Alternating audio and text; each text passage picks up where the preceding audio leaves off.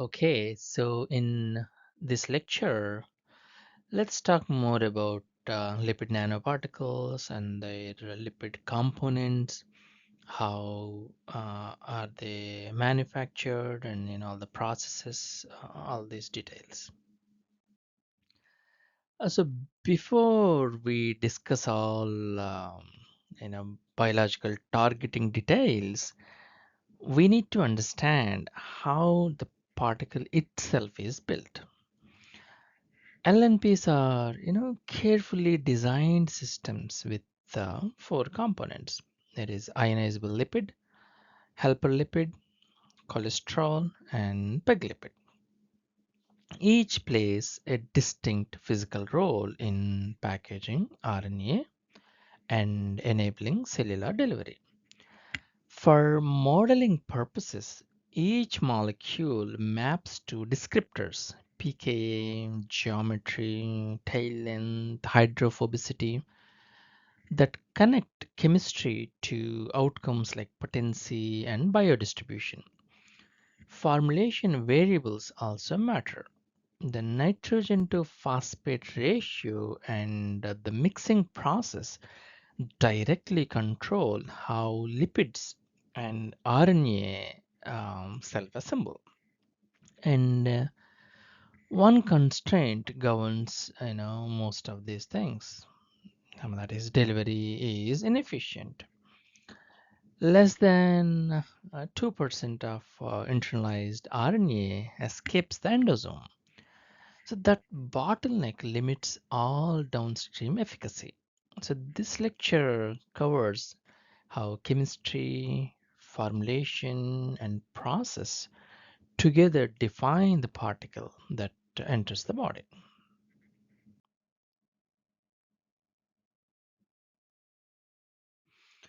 To understand why LNPs exist, we need to be precise about the engineering problem.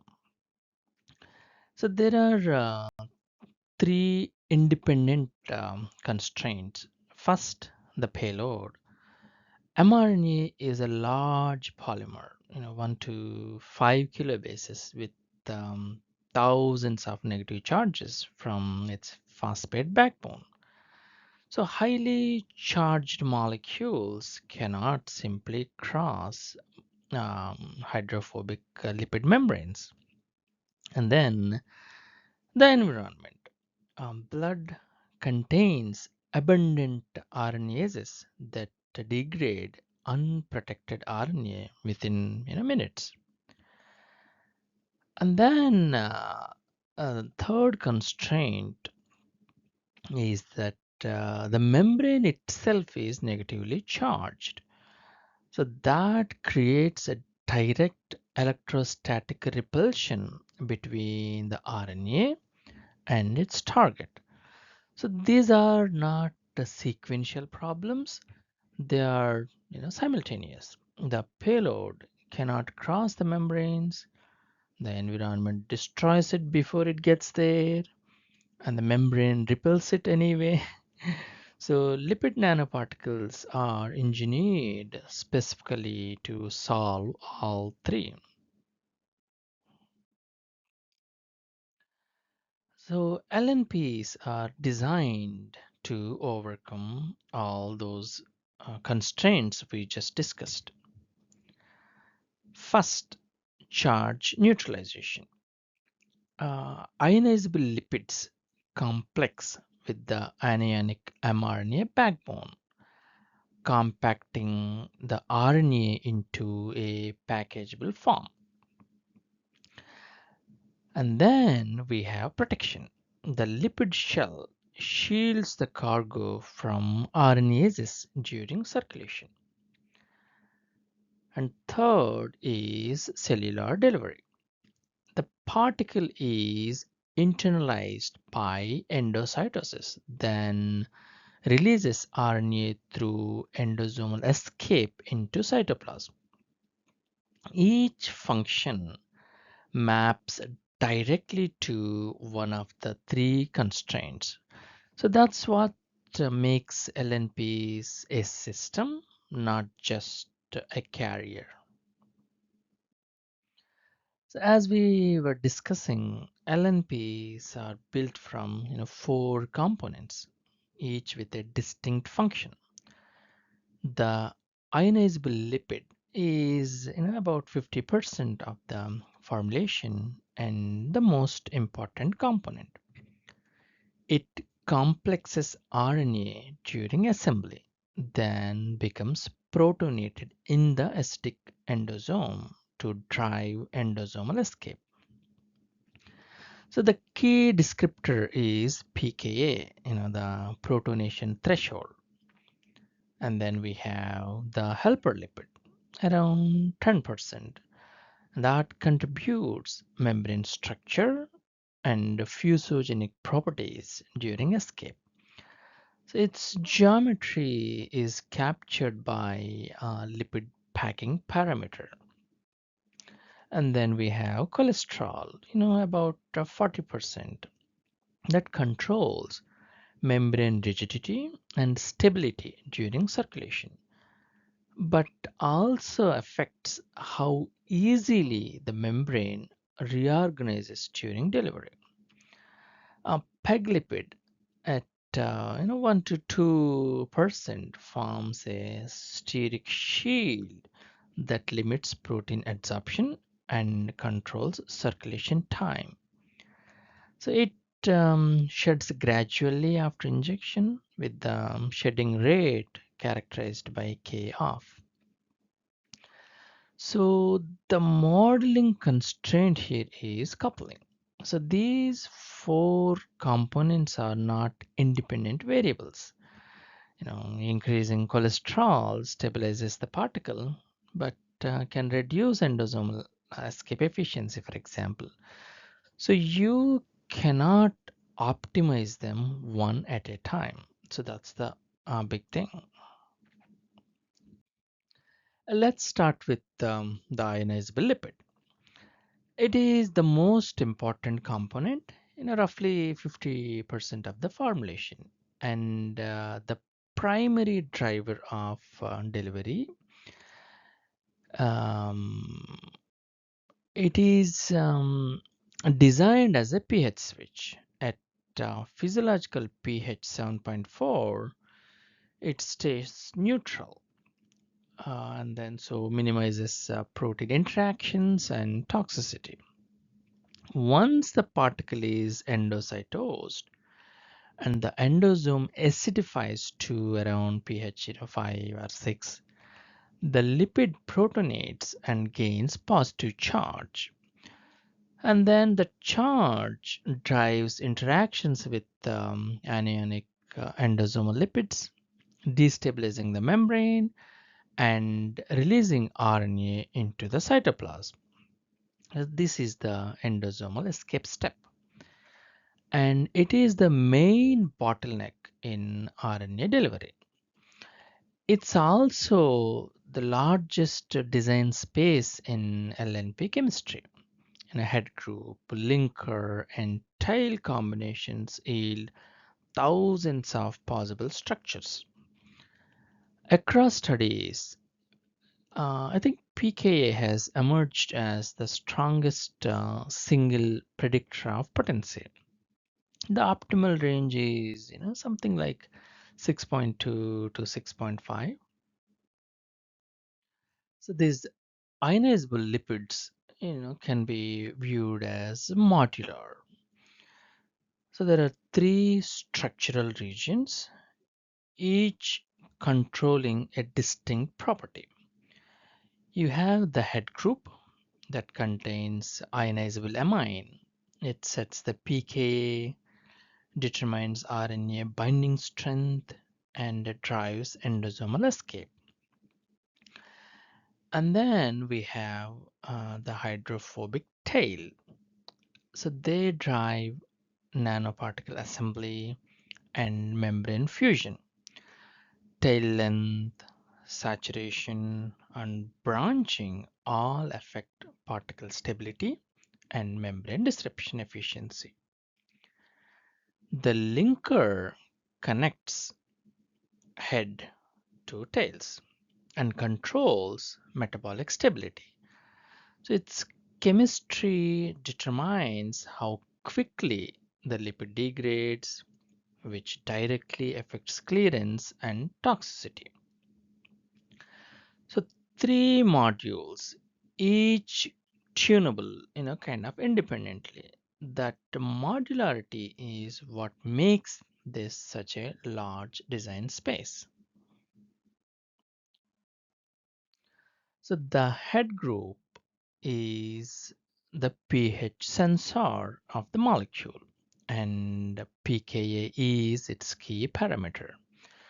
Too high, like above 7, and the lipid carries charge at physiological pH, driving non-specific protein interactions and toxicity. Too low, say below 6, it won't protonate sufficiently in the endosome, so limits escape. The optimal window is roughly 6.2 to 6.5. So three molecular descriptors govern this behavior. The partial atomic charges on ionizable nitrogen determines the environment and set the pKa. The number of ionizable amines determine how many positive charges form on protonation, which sets the RNA binding capacity. And polarity affects how the head group interacts with its aqueous environment. So together, these descriptors define whether a lipid hits the protonation window that makes lipid delivery work. So the hydrophobic tails control how the particle assembles and how it disrupts membranes. Log P captures lipophilicity, the preference for hydrophobic over aqueous environments. Higher log P drives stronger membrane interactions and shapes biodistribution. So tail chain length affects bilayer thickness and stability. Longer chains generally increase structural rigidity and slow dissociation. Unsaturation count, the number of double bonds, introduces kinks that increase fluidity and fusogenicity, so improving membrane disruption during endosomal escape. So the packing parameter ties all these things together. It's the ratio of tail volume to head group area times tail length, and it predicts whether a lipid adopts lamellar or non-lamellar phases. Inverted hexagonal phases destabilize the endosomal membrane. That's generally the structural basis of escape. The linker connects the head group to the hydrophobic tails and controls the metabolic fate of the lipid. Ester linkages are cleaved rapidly by esterases. Half-life on the order of hours, which limits tissue accumulation and chronic toxicity. Amides are a bit more stable, with the clearance taking days to weeks. And then carbonates and acrylates sit in between and can be tuned via substitution. So this makes the linker chemistry a direct design lever for half-life, and steric bulk around the linkage, the bulky branches near the bond, can shield it from enzymatic cleavage, providing additional fine-tuning without changing the chemistry class. So when it comes to helper lipids, they provide structural support. So the clinical standard is DSPC that contains two saturated C18 tails and a phosphocholine head group. So the saturated tails drive highly ordered packing combined with a phase transition temperature around 55. DSPC forms a rigid bilayer environment that stabilizes the particle during circulation and protects the RNA cargo. So the phosphocholine head group is vitrionic and non-fusogenic. It stabilizes the membrane rather than disrupting it. So for modeling, the relevant descriptors are tail saturation, head group class, and TM. So these influence the rigidity and stability, but their effect on delivery efficiency is secondary to the ionizable lipid. The helper lipid sets the structural baseline. The ionizable lipid drives escape. So PEG-lipids are the stealth component. A lipid anchor embeds in the shell. A polyethylene glycol chain extends outward, creating a hydrated barrier that reduces protein adsorption and slows clearance. So they also regulate particle size during formulation. So PEG chains prevent aggregation as the particle assembles. So the key design feature is shedding. After administration, PEG gradually detaches, exposing the lipid surface for membrane interaction and cellular uptake. So three variables control this behavior. PEG molecular weight, typically around 2000 daltons.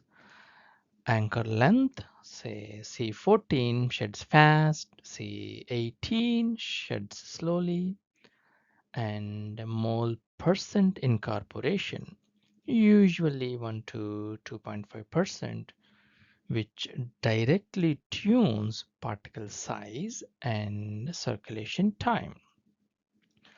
So these four descriptors, molecular weight, anchor length, shedding rate, and mole percent, map to predictive targets: particle size, serum stability, immune activation, and biodistribution.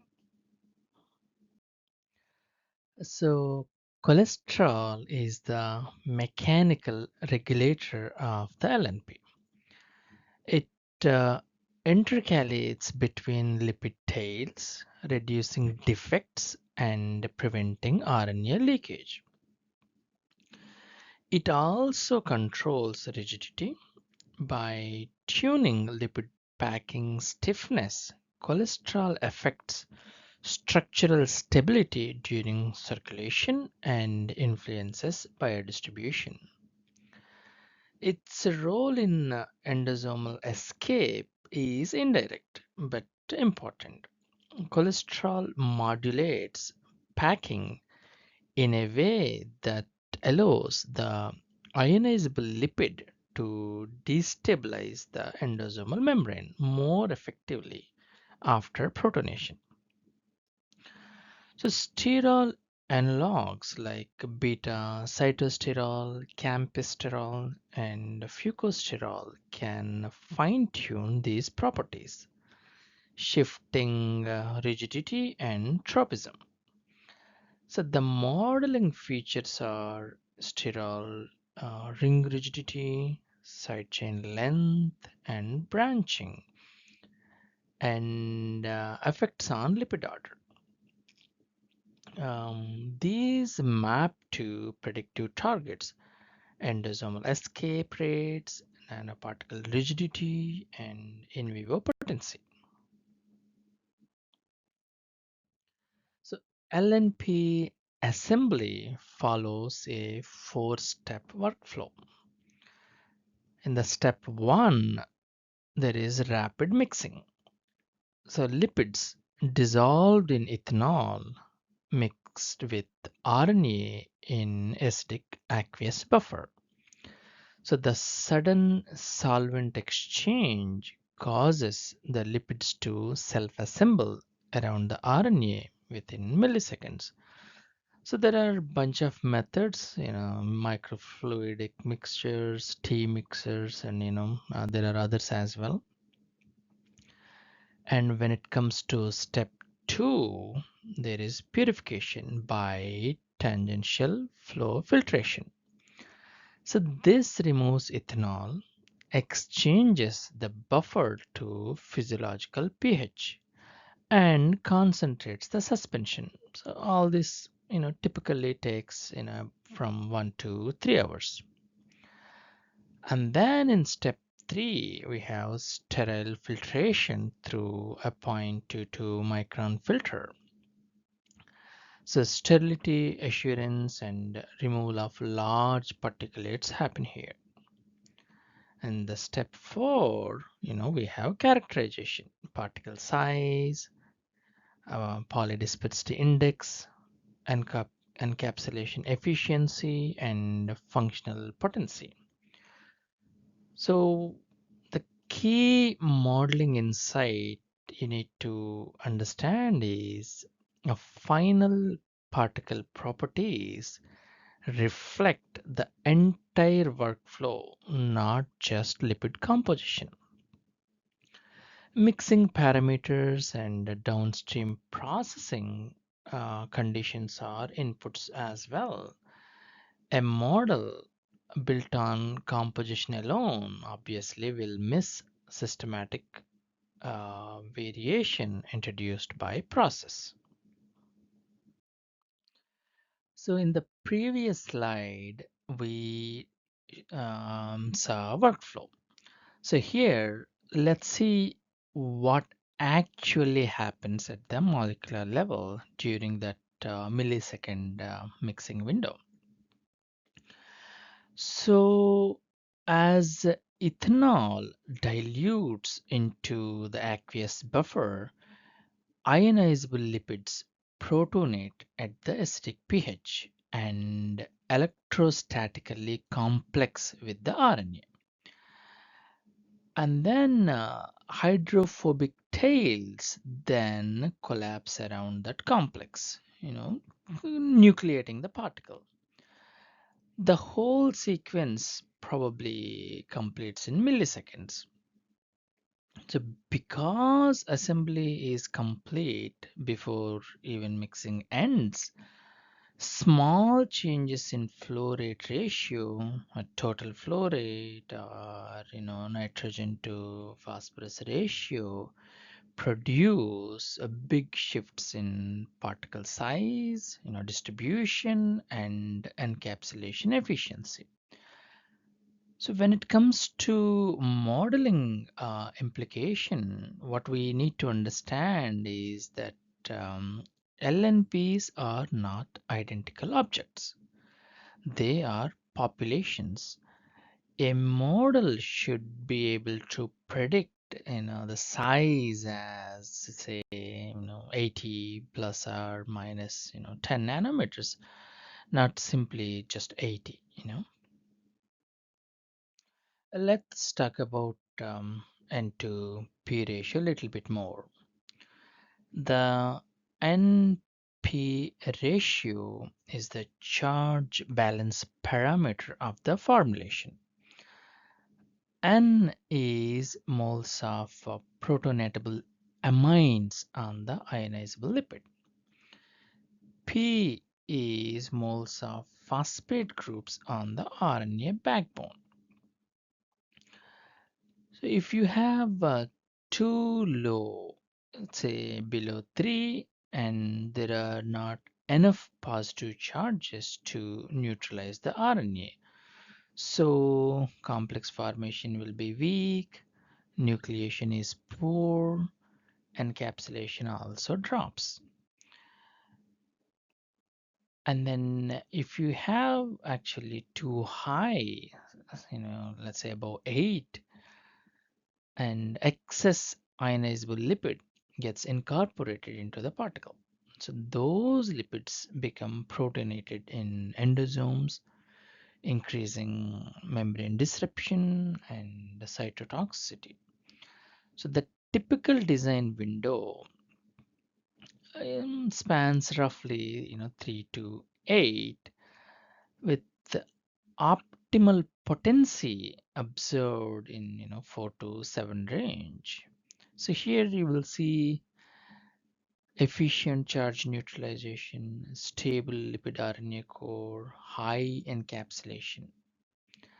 So for modeling, N2P is not an independent knob. Its effect is coupled to lipid pKa, formulation pH, and mixing conditions. So, we need to treat it as a non-linear coupled parameter. So, when it comes to summary of this lecture, basically there are three main points. First, LNP is made of four parts, ionizable lipids, helper lipids, cholesterol, and PEG. Each one has a specific physical role and its own set of chemical properties, that we have to track. Second, the biggest challenge is endosomal escape.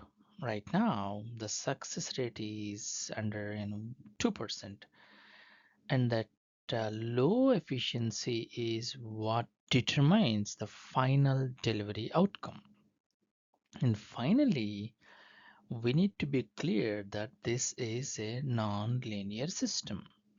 So the components interact with each other, and the data we get, like protein expression, is only an indirect measure of the actual mechanism. Because these variables linked and the data is indirect, a modeling LNP formulations is a very difficult task.